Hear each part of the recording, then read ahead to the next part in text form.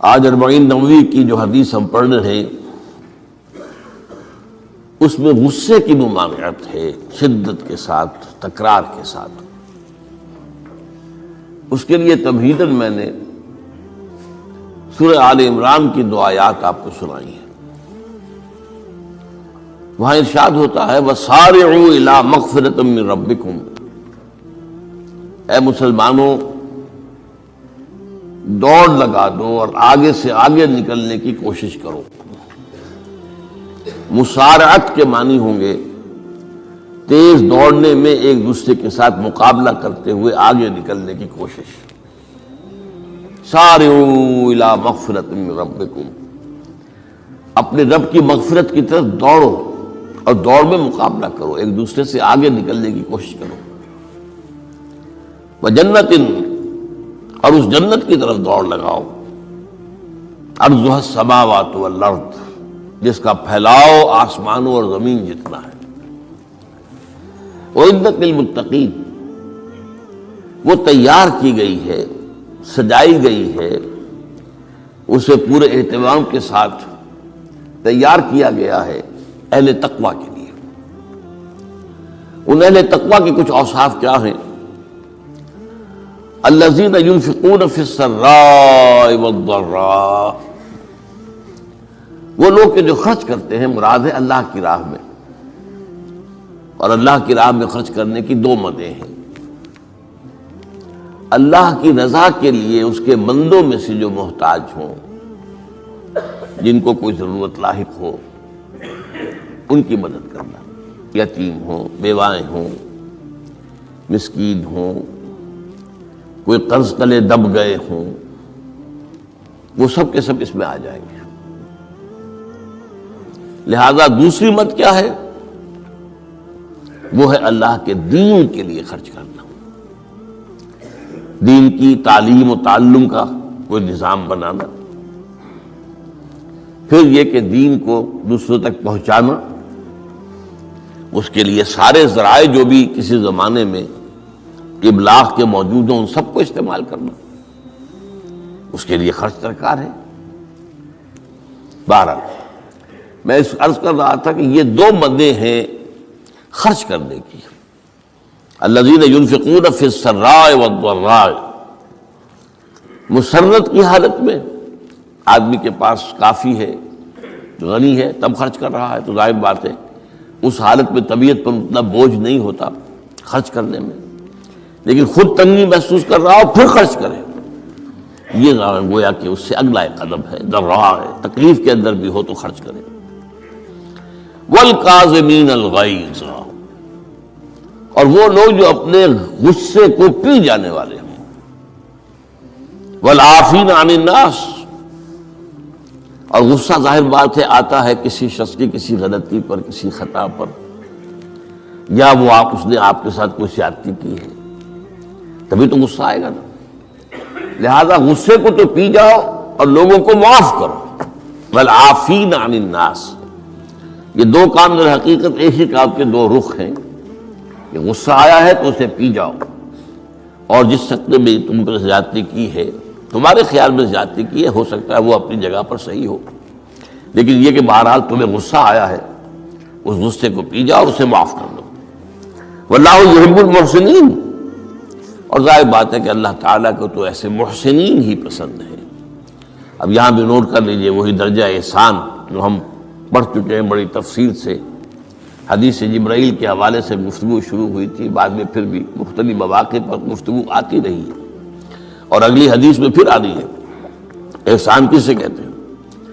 تو اللہ تعالیٰ کو ایسے محسن جو اپنے اس دین کو خوبصورت بنا لے، دین ان کا جو ہے اور دینی زندگی ان کی جو ہے وہ دل کو لبھانے والی ہو، وہ لوگوں کو پسند آنے والی ہو، بلکہ یہ کہ اس کے اندر جو ہے وہ حسن جو ہے دل آویزی پیدا ہو جائے۔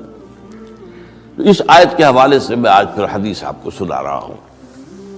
اس کے راوی حضرت ابو ہریرہ ہے رضی اللہ تعالی عنہ، انہوں نے ذکر کیا ہے اور اس کی روایت کی ہے امام بخاری نے کی ہے رحمہ اللہ، ان رجلا قال للنبی صلی اللہ علیہ وسلم،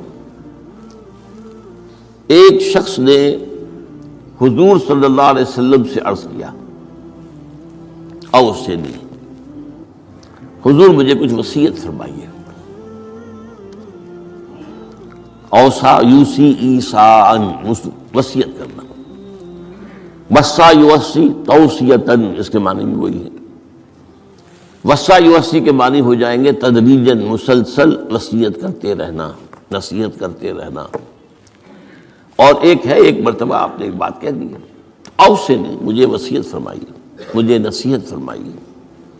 قال لا تغضب، آپ نے ایک ہی بات فرمائی، غصہ نہ کیا کرو،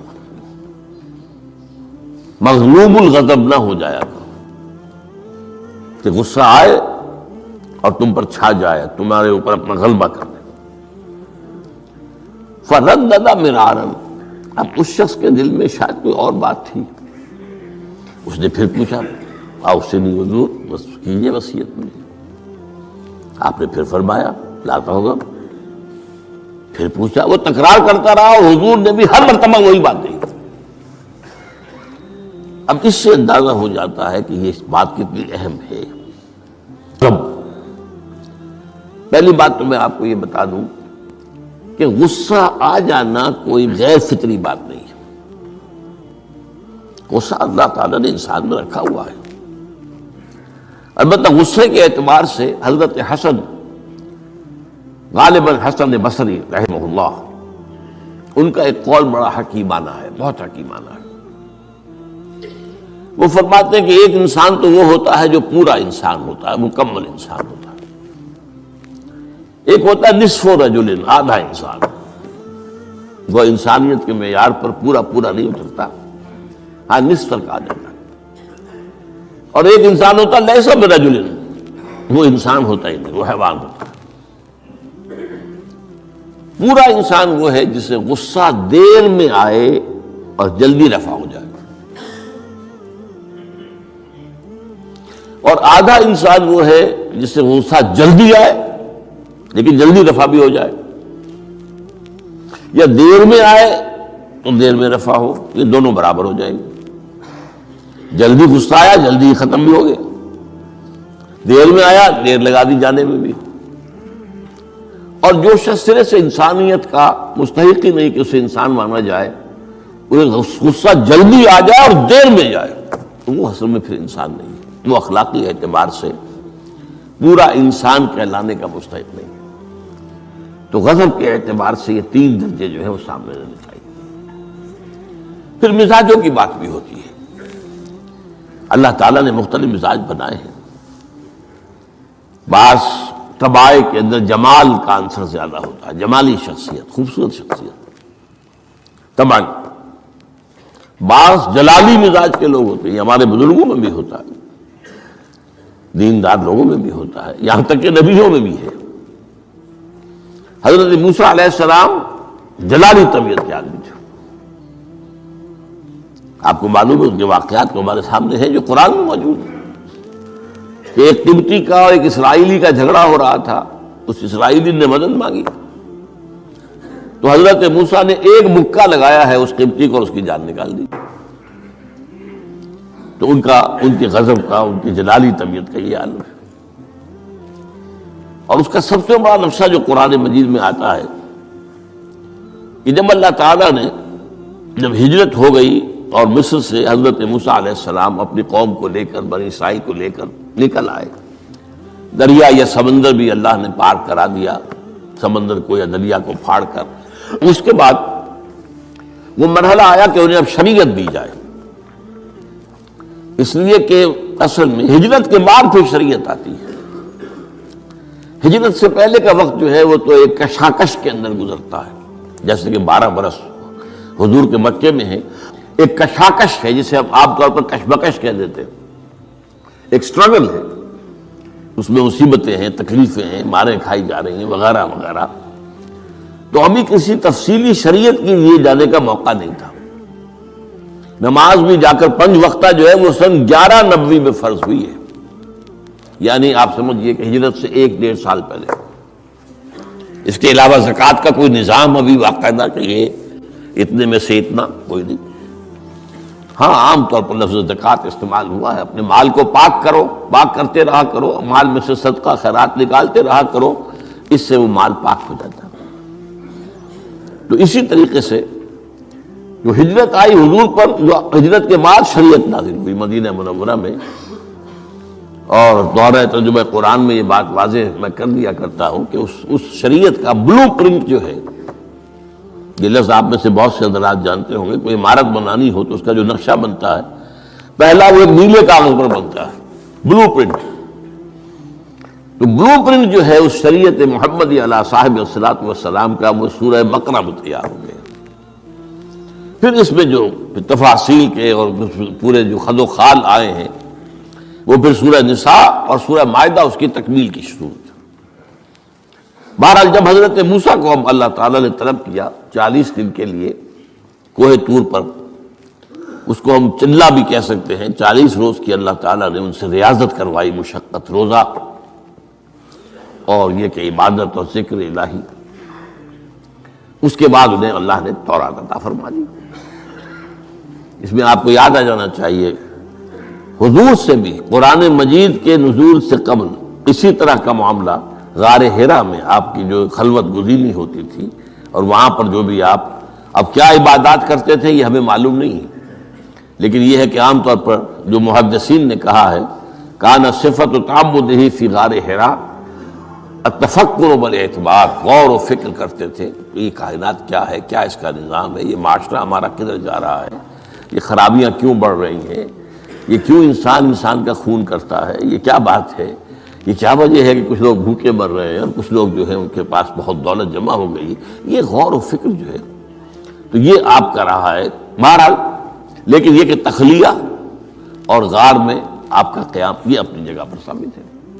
تو اسی طریقے سے وہاں 40 دن کا معاملہ ہوا حضرت موسیٰ علیہ السلام کے ساتھ۔ اس کے بعد الواح دے دی گئیں، جو پتھر کی تختیاں تھیں ان کے اوپر جو احکام عشرہ ہیں، دی 10 کمانڈمنٹس، جو بنیاد ہیں۔ جیسے میں نے کہا کہ سورہ بقرہ جو ہے شریعت محمدی کی اساس ہے، تو شریعت موسوی کی اساس وہ 10 کمانڈمنٹس ہیں جو کہ پتھر کی سلوں پر لکھی ہوئی دی گئی ہیں حضرت موسیٰ علیہ السلام کو کوہ طور پر۔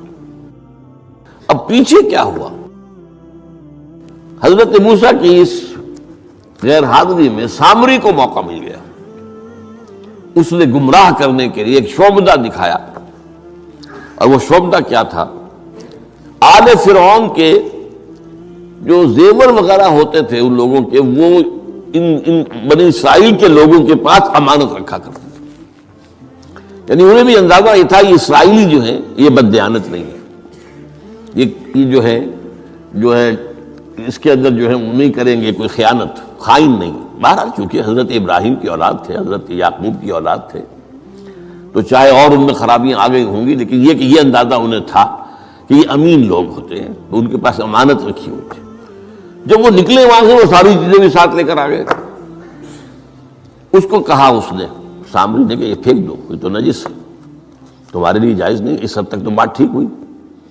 پھر ان کو پگھلا کر اور ایک بچڑے کی شکل بنا لی، اور اس کے اندر ایسا کچھ میکینزم رکھا کہ اس میں سے ہوا گزرتی تھی، اندر سے کھوکھلا تھا، تو آواز ایسی آتی تھی جیسے کہ بچڑا ڈکرا رہا ہو۔ انہوں نے کہا یہ ہے تمہارا خدا۔ یہ موسیٰ کو تو مغالطہ لگا ہے، کس غلطی فہمی کے اندر وہ پڑ گئے ہیں، کہاں گئے ہیں، کس خدا کے پاس گئے ہیں، یہ خدا تو یہ ہے تمہارا خدا، اسے پوجو۔ بہرحال وہاں کچھ لوگ جو ہے کافی بڑی تعداد میں لوگوں نے پرستی شروع کر دی۔ اب جب اللہ نے بتایا اے موسیٰ تمہاری قوم پیچھے فتنے میں پڑ چکی ہے، اور اس کی بھی ایک عجیب بات ہے، اس بتائی دوں آپ کو کہ حضرت موسیٰ کے لیے جو اللہ نے وقت معین کیا تھا کوہ طور پر آنے کا، آپ اس وقت مقرر سے پہلے پہنچ گئے۔ شوق اللہ نے ایکسپلینیشن کال کی، یہ سورہ طٰہٰ میں موجود ہے۔ ما اجلک عن قومک یا موسیٰ، موسیٰ یہ تم اپنی قوم کو چھوڑ کر جلدی کیوں آ گئے؟ ابھی تو وہ وقت معین نہیں آیا، کیوں آ گئے؟ اب حضرت موسیٰ تعجب سے کہتے ہیں کہ مجھے تو شاباش ملنی چاہیے تھی کہ تو میرا شوق دیکھ، میرا اشتیاق دیکھ، اور الٹی جو ہے ایکسپلینیشن کال کرنی پڑ رہی ہے۔ قال عجلت الیک ربی لترضی، پروردگار میں تو جلدی کر کے آیا اس لیے کہ تو راضی ہو جائے کہ تیرے طلب کرنے پر میں وقت معین سے بھی پہلے پہنچ گیا ہوں۔ فرمایا نہیں، یہ اجرت جو ہے یہ ایسی خطا ہے تمہاری کہ تم نے در حقیقت جو یہ غلطی کی ہے اس کی وجہ سے سامری کو موقع مل گیا ہے کہ اس نے تمہاری قوم کو اضلھم السامری، سامری نے گمراہ کر دیا۔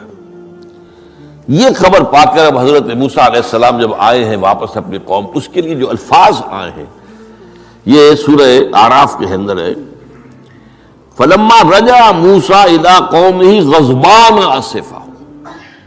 یہ غضبان، یہ غضب کی ایک انتہائی شکل ہے۔ اس وزن پر عربی زبان میں جو الفاظ آتے ہیں وہ کسی شے کی شدت کو ظاہر کرتے ہیں۔ انا جوعان، میں بھوک سے مرا جا رہا ہوں۔ انا عطشان، میں پیاس سے مرا جا رہا ہوں۔ اسی طرح رحمان، جس میں رحم جو ہے وہ ٹھاٹھے مارتے سمندر کے مانند ہے۔ تو اس وزن پر جو الفاظ آتے ہیں اسی وجہ سے غضبان، تو میں کہہ رہا تھا یہ ہے جلالی طبیعت حضرت موسیٰ علیہ السلام کی، کہ انہیں جب یہ اندازہ ہوا کہ میری قوم کے کچھ لوگ جو ہیں وہ اس طریقے سے گمراہ ہو گئے، مشرک ہو گئے، وہ شرک بھی جلی شرک، خفی شرک نہیں، باقاعدہ ایک پرستش جو ہے ہو رہی ہے ایک بشرے کی، اسے خدا مانا جا رہا ہے۔ اسفا، بہت ہی متاسف۔ ابھی دو الفاظ آگے، غضبان اسفا، ایک جانب غضبناک اور دوسری طرف انتہائی افسوس اور رنج کی کیفیت۔ چنانچہ وہاں آ کر جو الفاظ قرآن مجید میں آئے ہیں اسی جلالی طبیعت کا مظہر، وَأَلْقَى الْأَلْوَاحَ، وہ جو لے کر آئے تھے تختیاں وہ تو آپ نے ڈال دی۔ وَأَخَذَ مِرَاثَ أَخِيهِ يَجُرُّهُ إِلَيْهِ، اپنے بھائی حضرت ہارون کا سر پکڑ کر، بلکہ داڑھی کے بعد پکڑ کر اور پیشانی کے بعد پکڑ کر گھسیٹا، یہ تم نے کیا کیا؟ میں تمہیں خلیفہ بنا کر گیا تھا یہاں، تمہارے ہوتے ہوئے اور یہ کام ہو گیا، تم کیوں نہ میرے پیچھے آ گئے مجھے بتانے کے لیے؟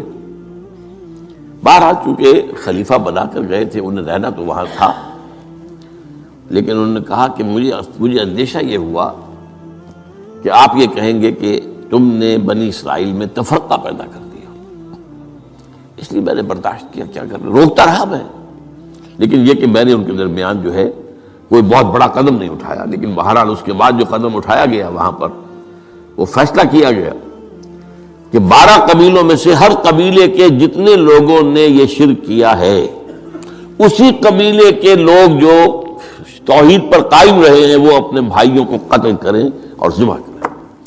تو تورات کی روایت کے مطابق 70,000 یہودی قتل ہوا، اور یہیں سے قتل مرتد کی سزا اسلام میں یہ قتل ہے۔ یہ سب بات لوگ کہتے ہیں جو منکرین حدیث ہیں آج کل اور روشن خیال ہیں، اور جو اپنی روشن خیالی کا جو سند لینا چاہتے ہیں مغرب سے، تو مغرب کا تصور تو یہ ہے کہ یہ انسانی حقوق میں سے ہے، ایک مسلمان ہے اسے اگر عیسائیت پسند آ گئی عیسائی ہو جائے، اس کا حق ہے کیونکہ مجرم تو نہیں۔ یہ تمہاری شریعت میں یہ کہ قتل کر دیا جائے، یہ تو حقیقت جو بنیادی حقوق ہے انسان کے اس کے خلاف ہے۔ اسی طریقے سے ایک مرد اور ایک عورت رضامندی سے زنا کرتے ہیں، آپ کو کیا اعتراض ہے؟ یہ ان کا حق ہے۔ ہاں، مائنر نہ ہو، چھوٹے نہ ہو، نابالغ سے زنا نہ کیا گیا ہو، جبر نہ کیا جائے، جبر کریں گے تو مجرم ہو جائیں گے، لیکن اگر رضا کے ساتھ باہمی رضامندی سے وہ کرتے ہیں زنا تو کوئی جرم نہیں ہے، ان کی مرضی ہے۔ تو یہ سارا تصور جو ہے حقوق انسانی کا جس طرح کا ایک مبالغہ آمیز تصور دنیا میں ہو گیا ہے، اس کی روح سے ہمارے ہاں بھی جو لوگ ہیں جو انہی کو ماڈل بنا رہے ہیں اب، تو وہ کہتے ہیں کہ لا قرآن میں کہاں ہے مرتد کی سزا، اس طرح قرآن میں کہاں رجم کی سزا؟ تو یہ جان لیجئے کہ یہ دونوں سزائیں حضور نے اپنی سنت کے ذریعے سے نافذ کی ہیں، لیکن اخذ کی ہے تورات سے۔ ظاہر بات ہے کہ حضور سے پہلے جو شریعت موسوی تھی وہ لاگو تھی. یہودیوں کے لیے شریعت موسوی تھی، آج تک بھی ہے. عیسائیوں کے لیے بھی حضرت مسیح یہی کہہ کر گئے تھے کہ یہ نہ سمجھنا کہ شریعت موسوی کو ختم کرنے آیا ہوں میں. Law of Moses, don't think I have come to destroy law. This law of Moses will be applicable to you. وہ تو سینٹ پال نے ختم کیا ہے.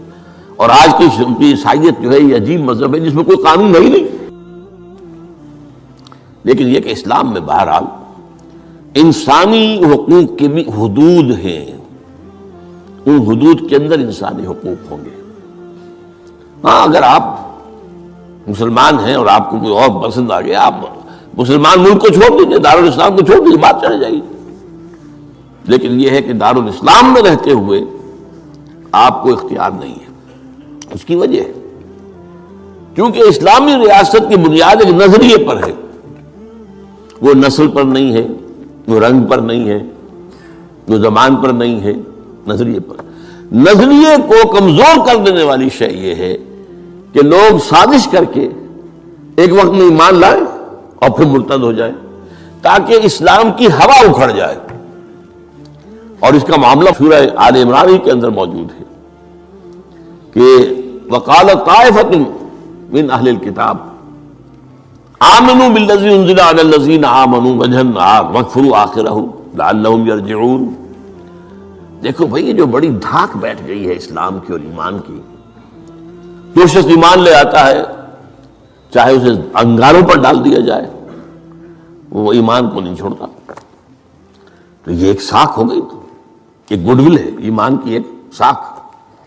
جو چاہو کر لو اس کو قتل کر دیا. ابو جہل نے حضرت سمیہ اور حضرت یاسر رضی اللہ تعالیٰ عنہما دونوں کو قتل کر دیا. انہوں نے کلمہ کفر زبان سے نکالنا پسند نہیں کیا، حالانکہ اجازت ہے جان بچانے کے لیے. ایمان دل میں قائم رہے، زبان سے کلمہ کفر کہہ دیا جائے صرف جان بچانے کے لیے جائز ہے، اجازت ہے. چنانچہ حضرت سمیہ اور حضرت یاسر کے بیٹے عمار نے جان بچانے کے لیے کلمہ کفر کہا اور پھر ان پر شدید پشیمانی طاری ہوئی. لیکن حضور نے انہیں اطمینان دلایا کہ نہیں، اس کی بھی اجازت ہے. باقی جو مقام تمہارے والدین نے حاصل کیا وہ تو بہت مقام ہے، لیکن وہ عظیمت اپنی جگہ، یہ رخصت بھی اپنی جگہ، دین کا ایک حصہ ہے. بہرحال سازش کیا کی؟ آمنوا بالذی انزل علی الذین آمنوا وجہ النہار. ایسے کرو کہ صبح کے وقت تو ایمان لے آؤ اے لوگو، اے مسلمانوں، جو کتاب تم پر نازل ہوئی ہم بھی ایمان لاتے ہیں، ہم بھی مومن ہو گئے. دن بھر رہو. اب اس میں یہ اضافے میرے ہیں، ذرا حضور کے قریب رہو، صحبت قریب سے، تاکہ لوگ دیکھ لیں یہ دن بھر حضور کی صحبت میں رہے ہیں، قریب رہے ہیں. شام کو کافر ہو جاؤ، مرتد ہو جاؤ، یہ دیکھ لیا ہم نے، یہ تو دور کے ڈھول سہانے ہیں، ہم نے اندر جا کر دیکھ لیا، کوئی بات ہے ہی نہیں، کوئی خاص بات نہیں. اس سے کیا ہوگا؟ لعلہم یرجعون. کچھ نہ کچھ لوگ ضرور جو ہیں وہ متزلزل ہو جائیں گے. آخر سب لوگ تو برابر کے نہیں ہوتے، نہ ہر زن نست و نہ ہر مرد مرد. کمزور ایمان والے لوگ بھی تو تھے نا آخر، اور ان سے بھی نیچے منافقین بھی موجود تھے. لیکن کمزور ایمان والوں کے دل کے اندر بھی خدشہ پیدا ہوا ہوگا، وسوسہ اندازی کا شیطان کو موقع مل گیا کہ بھائی کوئی بات دیکھی ہوگی نا، انہوں نے بڑے بھلے لوگ تھے، بڑے اچھے لوگ تھے، بڑی نیک نیتی سے ایمان لائے تھے، اور حضور کی صحبت میں اور محفل کے اندر بڑے مؤدب ہو کر بیٹھے رہے تھے، بڑی توجہ سے انہوں نے حضور کا کلام سنا تھا. تو آخر کوئی بات تو ہوگی نا جو دیکھی ہے انہوں نے، تبھی تو وہ جو ہے وہ اسلام کو چھوڑ کر چلے گئے.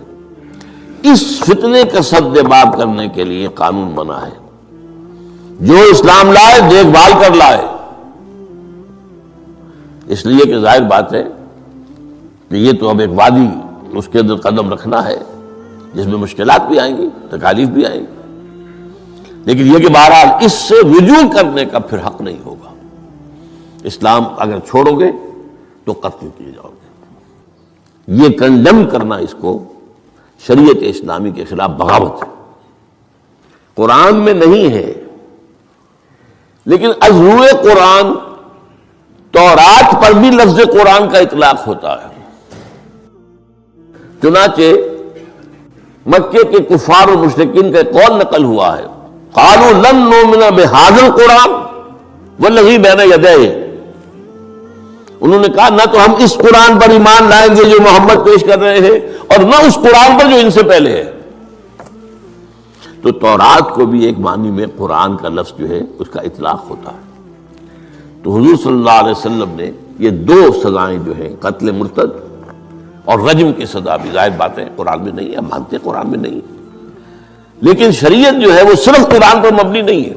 بس یہ بات ایک اصول موٹی، شریعت کی دو بنیادیں مستحکم ہیں، مستقل ہیں، مستقل بذات ہیں، انڈیپینڈنٹ آف ایچ ادر، کتاب اللہ و سنت رسولہ صلی اللہ علیہ وسلم، اللہ کی کتاب اور اللہ کے رسول کی سنت، صرف قرآن نہیں ہے۔ یہ اہل قرآن جو بھی کہلاتے ہوں، جن کو منکرین حدیث کہنا چاہیے، جو یہ قرآن مجید کو ہی سمجھتے ہیں کہ بس یہی بہت کافی ہے، اس کی پھر تعبیریں جو کرتے ہیں، ان میں سے دو آدمی بھی نماز پر متفق نہیں ہیں۔ نماز کتنی ہوں گی، نماز ہے بھی کہ نہیں، صلاۃ کے معنی نماز ہے بھی کہ نہیں، نہیں متفق نہیں، کیسے ہوں گے؟ جو سنت رسول سے معین ہوا ہے، صلو کما رأیتمونی اصلی، نماز پڑھو جیسے مجھے دیکھتے ہو میں نماز پڑھتا ہوں، سارا معاملہ تو اس سے ہے۔ تو بہرحال اس اعتبار سے یہ جو میں نے آپ کو حضرت موسیٰ علیہ السلام کا معاملہ بتایا، تو اس میں میں ایک بات قائم کرنا چاہتا ہوں آپ کے ذہن میں کہ غضب کب آتا ہے انسان کو، غصہ کب آتا ہے؟ کسی نہ کسی حمیت پر زد پڑتی ہے تو غصہ آتا ہے، یا تو حمیت ذات ہے، آپ نے محسوس کیا میری ذات کے اوپر جو ہے حملہ کیا گیا ہے، میری شہرت پر، میری عزت پر، لہذا غصہ آئے، یا یہ کہ میرے خاندان پر کوئی حرف لایا گیا ہے، بے حرمتی کی گئی ہے، یا میری قوم اور وطن پر، اور یا اللہ کے دین پر، تو اس میں حمیت دینی پر غصہ آنا یہ ظاہر بات ہے کہ مستثنیٰ ہو جائے گا ان غصوں سے جو حمیت ذاتی پر آیا ہے، یا حمیت عائلی پر آیا ہے، یا حمیت قومی و وطنی پر آیا ہے۔ لیکن یہ کہ اللہ کے دین کے معاملے میں غضبناک ہو جانا، اس میں ظاہر بات ہے کہ فرق پڑ جائے گا بنیادی طور پر۔ تو حضرت موسیٰ کا غصہ جو آیا ہے وہ اس پر آیا ہے کہ میری قوم، یہ وہ لوگ جنہوں نے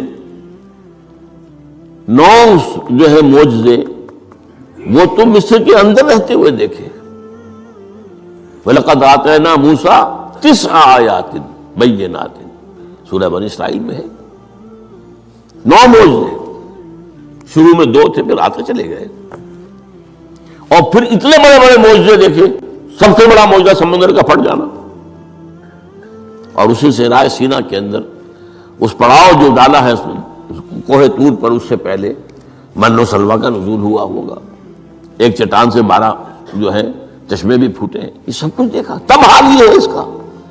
تو اس پر غصے کا آنا، غضبناک ہو جانا، یہ گویا کہ بالکل معقول ہے، قرین قیاس ہے۔ اس میں بھی ایک اور مثال ہے اللہ کے رسولوں میں سے، انہیں بھی حمیت دینی پر غضبناک ہوئے اور انہیں غصہ آیا شدید، تو حضرت یونس علیہ السلام تھے۔ وَظَنُّونَ إِذْ ذَهَبَ مُغَاضِبًا وَظَنَّ أَن لَّن نَّقْدِرَ عَلَيْهِ، نینوا ایک شہر ہوتا تھا عراق کے شمال کے اندر، وہاں یہ بھیجے گئے تھے رسول بنا کر، انہوں نے دعوت دی، جو بھی تلقین، نصیحت، تبلیغ، حق ادا کر دیا، قوم ایمان نہیں لائی، کفر پر اڑی رہی۔ اس کے بعد یہ غضبناک ہو کر، اب یہ غضب جو ہے یہ دین کا غضب ہے، اپنی قوم کو چھوڑ کر چل گئے، لیکن یہاں ایک خطا ہو گئی ان سے۔ حضرت موسیٰ سے خطا کیا ہوئی تھی کہ وقت معین سے پہلے پہنچ گئے، فَإِنَّا قَدْ فَتَنَّا قَوْمَكَ مِن بَعْدِكَ، اس کی سزا مل گئی۔ یہاں غلطی کیا ہوئی کہ رسول جو قوم کی طرف بھیج دیا جائے، جس قوم کی طرف یا جس شہر کی طرف یا جس علاقے کی طرف، جب تک ایکسپریس پرمیشن اللہ کی نہ آ جائے، رسول جگہ چھوڑ کر نہیں جا سکتا۔ یہاں یہ ہے کہ وہ اتنے غضبناک ہو گئے کہ یہ بات جو ہے یہ ذہن کے سامنے نہ رہی اور آپ اپنی قوم سے ناراض ہو کر، یہ بدبخت قوم جو ہے اب یہ تو ہلاک ہو کر ہی رہے گی، تو یہ چھوڑ کر چلے گئے، یہ غلطی ہوئی۔ چنانچہ آپ کو یاد بھی آ گیا ہوگا کہ جب ہجرت مدینہ کی اجازت آ گئی ہے اللہ کی طرف سے عام صحابہ کے لیے، تو آپ نے کہہ دیا چلے جاؤ مدینے جاؤ، آپ خود نہیں گئے، جب تک کہ ایکسپریس پرمیشن، واضح طور پر، معین طور پر آپ کے لیے اجازت نہیں آ گئی، اس وقت تک آپ نے مکے سے سفر نہیں کیا۔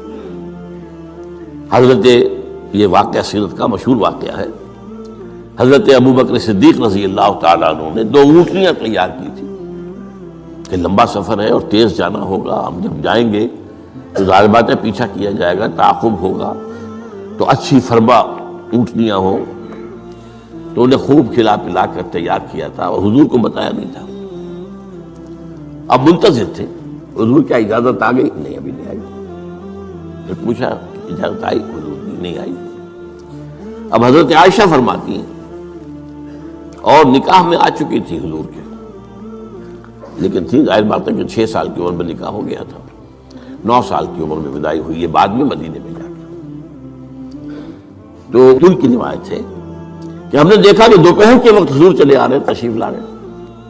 اب یہ بات بڑی غیر معمولی تھی، عرب میں یہ جو وقت ہے قیلولے کا، ظہر اور عصر کے درمیان، اس میں بازار بھی بند ہو جاتے ہیں، آفیسز بند ہو جاتے ہیں، اور یہ کہ کسی کے گھر آنا جانا، اللہ یہ کہ آپ کو کھانے پر بلایا ہو دوپہر کے بعد دوسری ہے، ایک آنا جانا نہیں ہوتا، وزٹ نہیں ہوتی۔ تو بڑے حیران ہوئے تو حضور نے اپنا ذرا چہرہ وغیرہ چھپایا ہوا بھی ہے اپنے رومال میں، تشریف لائے اور آ کر کہا کہ میں اندر آنا چاہتا ہوں۔ حضرت ابوبکر تشریف لائیے، یہ تو آپ کی، اب ظاہر بات ہے حضرت عائشہ سے نکاح تو ہو چکا تھا، وہ تو اب محرم تھی، یہاں کوئی نامحرم نہیں ہے، آپ آئیے۔ آ کر آپ نے کہا کہ ابوبکر اجازت آ گئی ہے۔ اب حضرت ابوبکر کی خوشی کا ٹھکانہ نہیں تھا، دل میں سوچتے تھے کہ اب مجھے شاباش ملے گی۔ عرض کیا حضور میں نے 2 اونٹنیاں تیار کر رکھی ہیں، خوب کھلا پلا کر فرما کیا ہے، تیار کیا ہے۔ حضور نے تھوڑا سا توقف فرمایا، اچھا میں 1 اونٹنی میں استعمال کروں گا لیکن میں اس کی قیمت ادا کروں گا۔ حضرت ابوبکر رو پڑے کہ حضور کیا مجھ سے بھی مغایرت ہے؟ میں نے اپنے جان و مال میں سے کون سی چیز آپ سے بچا کر رکھی؟ سارا مال آپ پر خرچ کر چکا ہوں۔ آپ نے اشارہ کیا حضرت عائشہ کے بارے میں، تو ایک مرتبہ پوچھا ہے کہ وہ تو آپ کی بھتیجی ہے، کیسے آپ کے کا نکاح ہو؟ کہ وہ دینی معاملہ ہوتا ہے، تم میرے دینی بھائی ہو، یہ کوئی سلبی بھائی تو نہیں ہو۔ بس اتنا کہنے کی دیر تھی، بیٹی پیش کر دی۔ تو میں نے اپنی کون سی چیز کو آپ سے بچا کر رکھا؟ یہ ان کے الفاظ نہیں ہے، یہ میں ان کے جذبات کی تعبیر اپنے الفاظ میں کر رہا ہوں، لیکن یہ واقعہ میں آتا ہے کہ رو پڑے۔ تو بہرحال یہ جب تک ایکسپریس پرمیشن نہیں آتی اس وقت تک رسول نہیں جا سکتا۔ حضرت یونس چھوڑ کر چل دیے، وَظَنُّونِ الذَّهَبَ مُغَاضِبًا، مغاضب وہی غضبناک، تو اس کو اللہ تعالیٰ نے پکڑا، اس لیے کہ یہ غلطی ایسی تھی کہ جس کے اوپر پکڑ ہونی۔ یہ تو کار رسالت کے اندر جو اس کی شرائط ہیں ان میں سے ایک شرط کے اندر کمی ہوئی ہے، لہذا پھر وہ آپ کو معلوم ہے کہ وہ مچھلی کے پیٹ میں گئے اور وہاں انہوں نے جو ہے لا الہ الا انت سبحانک انی کنت من الظالمین، تو آپ نے جو بھی وہ استغفار کیا ہے اللہ سے، پھر اللہ نے معاف کیا۔ پھر اس مچھلی نے، ویل مچھلی کوئی ہوگی جو شط العرب میں معلوم ہوتا ہے، شط العرب میں اس نے نگلا ہے، اور شط العرب یہ دونوں دریا جو ہیں فرات اور دجلہ جب عراق کے جنوب میں آ کر ایک ہو جاتے ہیں تو وہ تو گویا کہ ایک چھوٹا سا سمندر بن جاتا ہے، اتنا بڑا وہ شط العرب کہلاتا ہے۔ اس سے ہو کر پھر گلف میں آئے، اور گلف سے ہو کر کہیں مکران کے ساحل پر آ کر اگلا ہے اللہ کے حکم سے اس مچھلی نے حضرت علیہ السلام کو۔ اس پر ایک تحقیقی مضمون میثاق میں ایک زمانے میں شائع ہوا تھا، میں اب اس کی تفصیل میں نہیں جا سکتا، کہ اس علاقے میں حضرت یونس علیہ السلام کو اور پھر وہ اس کے ساحل پر پڑے رہے، تو معلوم ہوا کہ یہاں پر غضبناک ہو جانا اگرچہ تھا حمیت دینی کی وجہ سے، لیکن وہاں بھی جو بنیاد ہے دین کی اور جو اس کے جو شرائط ہیں ان میں سے کسی کو کراس کرنے کی اجازت نہیں ہے۔ اس میں سے اگر کسی رسول سے بھی ہوا ہے تو پھر یہ کہ اللہ تعالیٰ کی طرف سے گرفت ہوئی ہے۔ اور یہاں یہ نوٹ کرا دوں میں آپ کو، ہم جو مبالغے آمیزی کیا کرتے ہیں نعتوں کے اندر، اور آج کل انتہا ہوئی ہے ٹی وی کے اوپر، بعض چینلز کے اوپر نعتوں ہی نعتیں، نعتیں ہی نعتیں، نعتیں ہی نعتیں، پھر ان کے اندر جو مبالغے ہوتے ہیں۔ حضور نے فرمایا ہے مجھے یونس ابن متہ پر بھی فضیلت مت دو۔ اب یونس ابن متہ وہ ہے واحد رسول جن سے کچھ خطا ہوئی ہے اور جس پر سزا ہوئی ہے، باقی اور رسولوں میں سے کسی کے ساتھ ایسی بات ثابت نہیں۔ خطا ہوئی ہے حضرت موسیٰ سے بھی، ما عجلک عن قومک یا موسیٰ، لیکن خطا جو ہے اس کی کوئی سزا حضرت موسیٰ کو نہیں ملی۔ واحد رسول ہیں حضرت یونس علیہ السلام، الا قوم یونس، اور اس کا جو فائدہ پہنچا ہے، یہ جو آج کی جدید اکاؤنٹنگ ہے، debit and credit, Hare debit کے اگینسٹ کوئی انٹری برابر کی جو ہے کریڈٹ کی ہوگی، ہر کریڈٹ کے اگینسٹ ڈیبٹ کی ہوگی۔ یہ جو ڈیبٹ ہوا حضرت یونس کے خلاف، یہ کریڈٹ بن گیا قوم کے خلاف، قوم کے حق میں، کہ عذاب کے آثار شروع ہو گئے، جس کے بعد کے کسی قوم کے لیے دروازہ بند ہو جاتا ہے توبہ کا، جیسا کسی فرد کے لیے جب موت کے آثار شروع ہو جائیں اب توبہ کا دروازہ بند ہے۔ تو جب وہ عذاب کے آثار شروع ہو گئے، وہ قوم کو یاد آ گیا کہ یہ بات وہی ہو گئی جو یونس کہا کرتا تھا علیہ الصلوۃ والسلام۔ گھروں سے نکلے آئے، پوری قوم باہر آ گئی اور چیخ کر رو کر گڑ گڑا کر اللہ سے معافیاں مانگی، دعائیں کی، تو اللہ نے ان پر سے عذاب ٹال دیا۔ تو سورہ یونس میں اس کو بیان کیا گیا ہے کہ عذاب الہی کے جب شروع ہو جائے آثار، پھر وہ ٹل نہیں سکتا الا قوم یونس۔ یہ صرف ایک ہی مرتبہ ہوا۔